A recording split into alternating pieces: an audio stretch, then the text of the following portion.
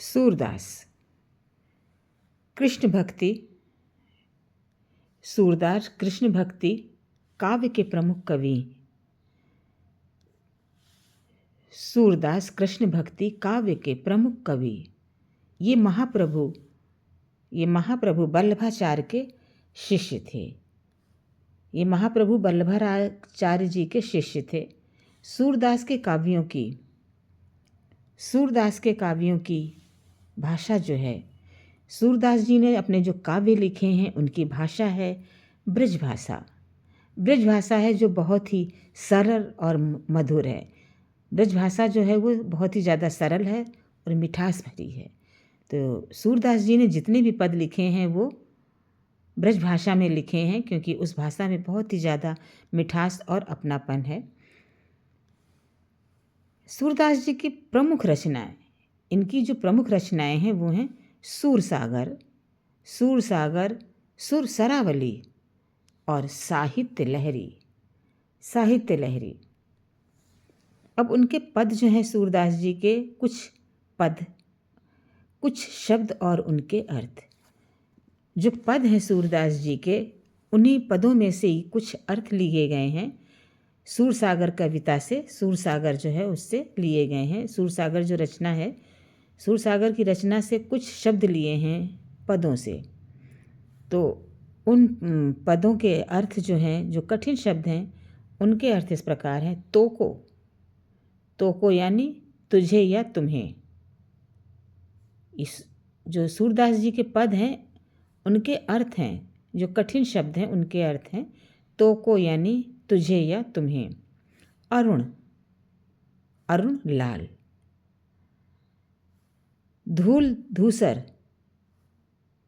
धूसर होना यानी धूल में मिल जाना, धूल से सना हुआ। फिर है घुटरन यानी घुटनों के बल। यहाँ पर सारी जो कृष्ण लीलाएं हुई हैं उन्हीं के जो बाल अवस्था में है वही कठिन शब्द जो हैं यहाँ पर उनके अर्थ दिए हैं, जो मैं बता रही हूँ। घुटरन यानी घुटनों के बल। अलख लट। तुतरे बोल यानी तोतली भाषा। जो छोटे बच्चे होते हैं वो साफ स्पष्ट रूप से बोल नहीं पाते हैं, तो वो तोतली भाषा से बोलते हैं, तो उसको कहते हैं तुतरे बोल यानी तोतली भाषा। इस शब्दों को स्पष्ट तरीके से ना बोल पाना। गुथैयो यानी गूथना। जो चोटी है उसको कहते हैं गुथैयो यानी गूथना, बनाना, चोटी बनाना। ब्याहना यानी विवाह करना, शादी करना। ब्याहना का अर्थ है विवाह करना या शादी करना, दोनों अर्थ एक ही हैं। फिर है पालना किसे कहते हैं? झूला को, जिसमें हम बच्चे को झुलाते हैं वो है पालना। हल रावे यानी हिलाना। जब बच्चे को पालने में झुलाते हैं तो उन्हें धीरे धीरे थपकी देते हैं, हिलाते हैं, उसे कहते हैं हल रावे यानी हिलाना। पुचकारना जब बच्चे को खिलाते हैं तो यहाँ पर पुचकारते हैं, उनके मुंह पे हाथ लगाते हैं, उन्हें प्यार करते हैं, तो उसे कहते हैं पुचकारना या प्यार करना। उनसे तोतली भाषा में उन्हें बुलाते हैं तो हंसते हैं, मुस्कुराते हैं।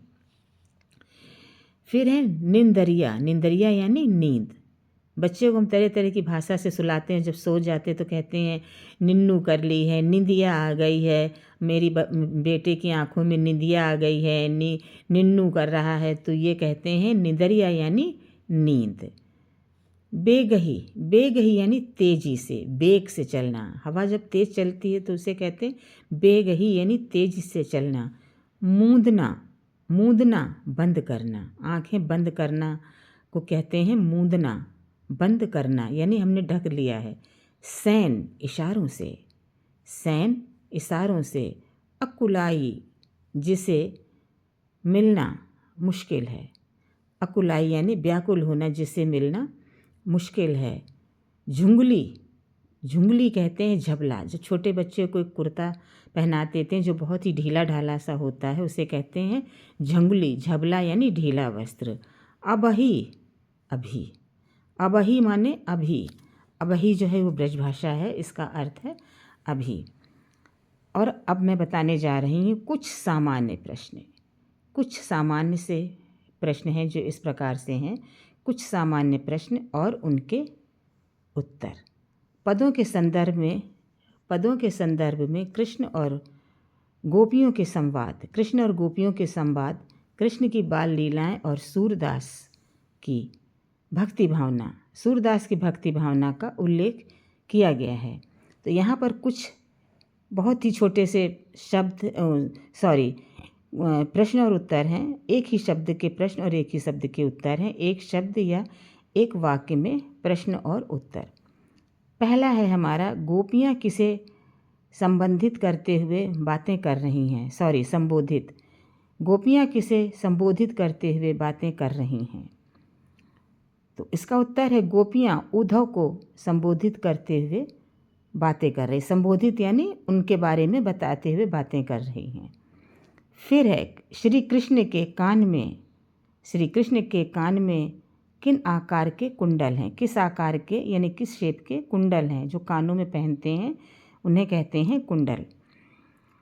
श्री कृष्ण के कान में मछली के आकार के कुंडल हैं। श्री कृष्ण के कान में मछली के आकार के कुंडल हैं। तो ये हमारा सूरदास जी का छोटा सा परिचय, उनकी बाल लीलाएं थीं। कुछ प्रश्न, अर्थ और शब्दार्थ थे। तो आज मैं ये वीडियो अभी अपलोड करूँगी। विद्यार्थियों, मैंने कहा था कि आप लोगों को अगर कोई भी शब्द समझ में नहीं आ रहा है या कुछ भी आप पूछना चाहते हैं तो आप कमेंट्स बॉक्स में कमेंट्स करके पूछ सकते हैं। जब तक के लिए शुभ रात्रि।